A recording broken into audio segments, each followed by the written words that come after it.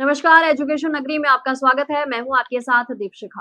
राजस्थान में बेरोजगार युवाओं का सब्र अब जवाब देने लगा है। राज्य सरकार ने बजट में ही एक बड़ी घोषणा करते हुए कहा था कि अगर कोई चयनित अभ्यर्थी नौकरी ज्वाइन करने के बाद 1 साल के भीतर इस्तीफा देता है तो उस खाली पद को उसी भर्ती की वेटिंग लिस्ट से भरा जाएगा।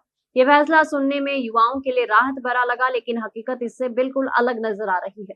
घोषणा को हुए 1.5 महीना बीत चुका है, लेकिन अब तक इसका कोई आधिकारिक नोटिफिकेशन जारी नहीं किया गया है, जिससे युवाओं में भारी नाराजगी है। इसका सबसे ज्यादा असर चतुर्थ श्रेणी कर्मचारी भर्ती के अभ्यर्थियों पर पड़ा है, जो इस नियम के लागू होने का लंबे समय से इंतजार कर रहे हैं।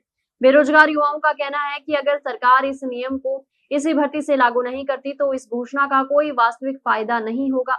उनका मानना है कि ये भर्ती सिर्फ कागजी घोषणा बनकर रह जाएगी। इस मुद्दे पर राजस्थान बेरोजगार यूनियन के संयोजक रविंद्र चौधरी ने भी सरकार पर सवाल उठाते हुए कहा कि बजट में की गई घोषणाओं को जल्द से जल्द लागू किया जाना चाहिए ताकि युवाओं को इसका सीधा लाभ मिल सके। उन्होंने ये भी चेतावनी दी कि अगर सरकार ने जल्द निर्णय नहीं लिया तो युवाओं का आक्रोश और बढ़ सकता है।